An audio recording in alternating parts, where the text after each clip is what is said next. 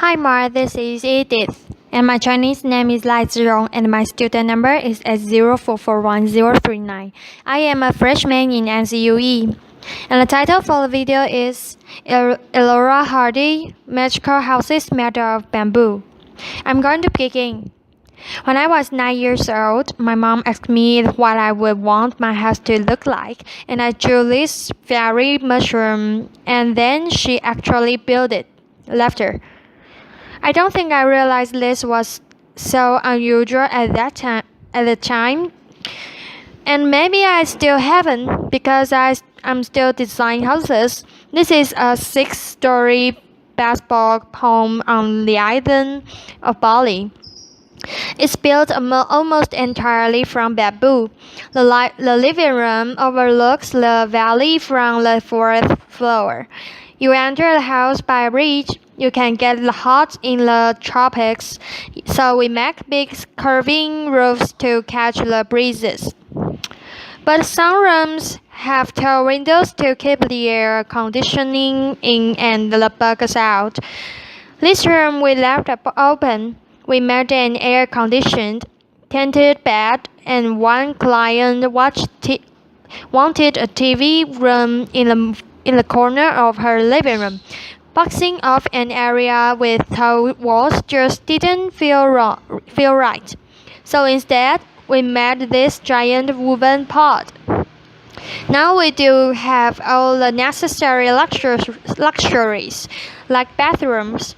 This one is a basket in the corner of the living room, and I've got to tell you, some people actually hesitate to use it. We have not quite figured out our acoustic insulation laughter, so there are lots of things that we're still working on. But one thing I have learned is that bamboo will treat you well if you use it right.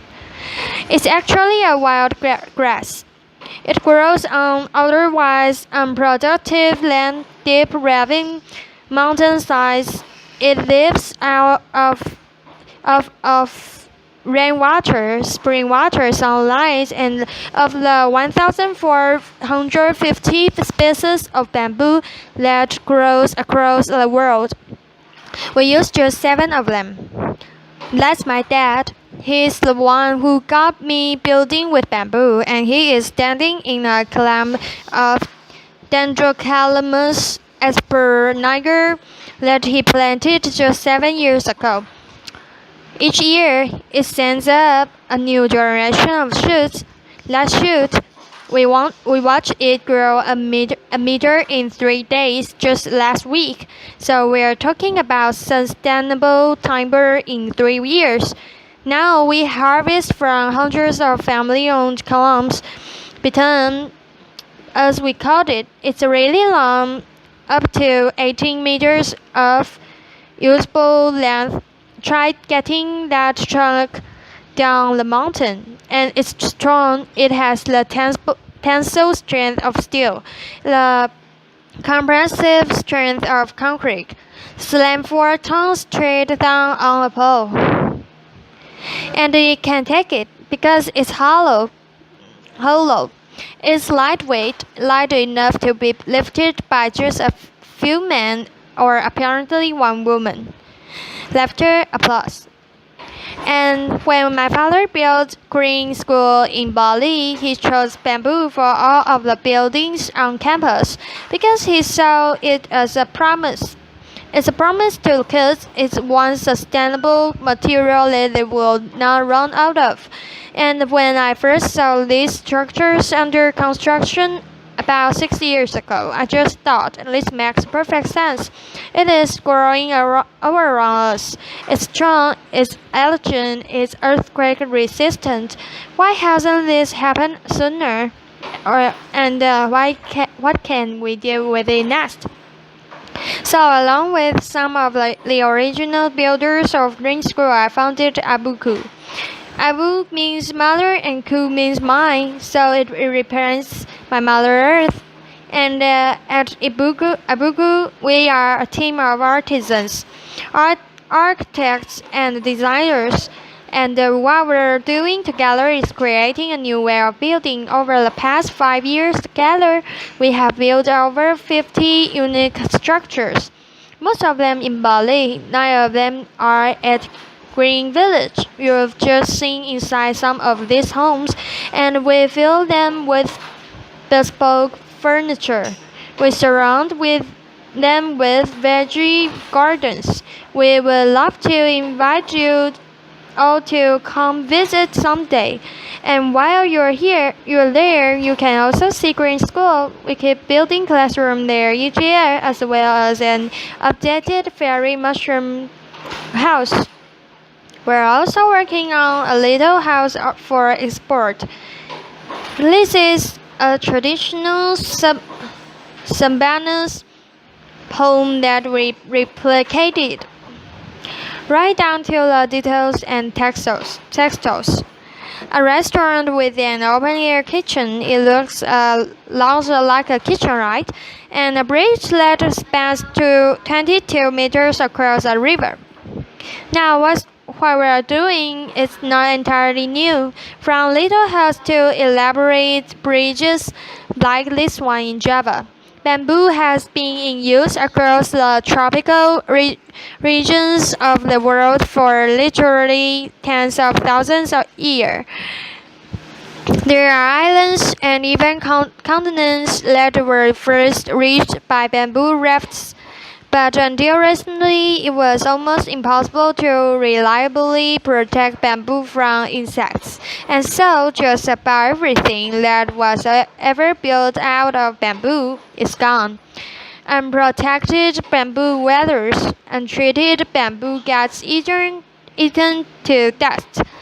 And so that's why most people, especially in Asia, think that you couldn't be poor enough or rural enough to actually want to live in a bamboo house. And so we thought,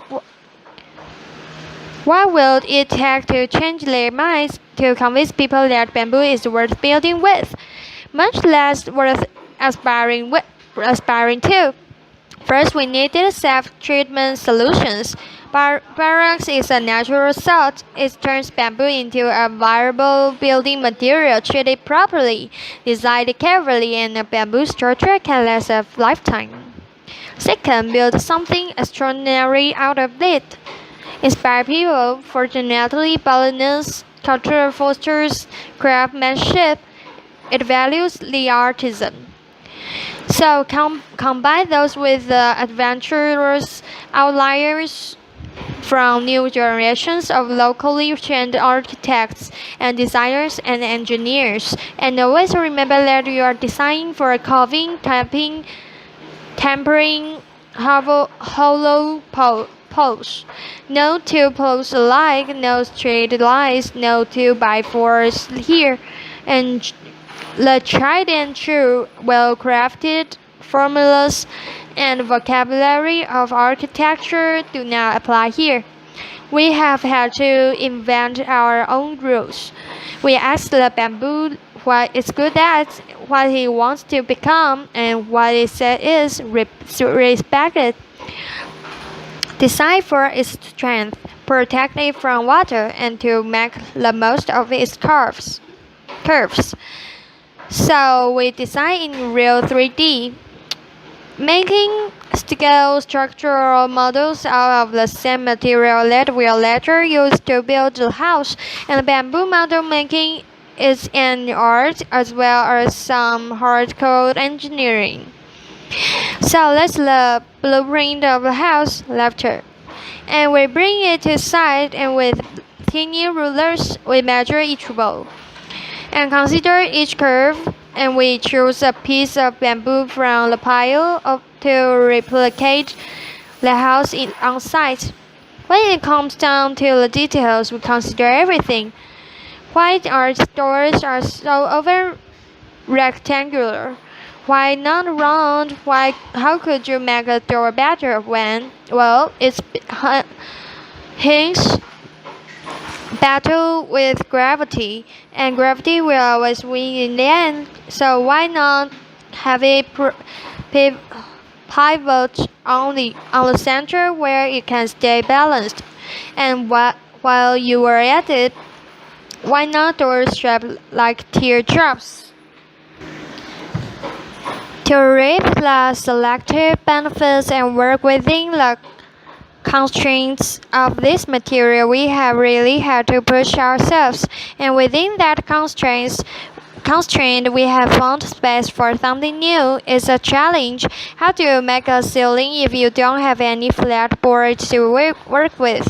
Let me tell you, sometimes I dream of sheets, rock, and plywood laughter, but if what you've got is skilled craftsman and icy beastie, little splits weave that ceiling together, stretch your canvas over it, then create. How do you design durable kitchen countertops that do justice to this curving structure you've just built? Slice up a boulder like a loaf of bread, bend carve each to fit the other, leave the crusts on in what we're doing. It is almost entirely handmade. The structural connection of our buildings are reinforced by steel joints, but we use a lot of hand whittles bamboo pins. There are thousands of pins in each floor. This floor is made of glossy and durable bamboo skin. You can feel the texture under your bare feet. And the floor that you walk on, can it affect the way that you walk? Can it change the footprint that you've ultimately lived on the world? I remember being 9 years old and feeling wonder and possibility and a little bit of idealism. And we've got a really long way to do. There's a lot there's a lot left to learn, but one thing I know is that with creativity and commitment, you can create beauty and comfort and safety and even luxury out of a material that will grow back. Thank you. Applause. Thank you for listening, Mark.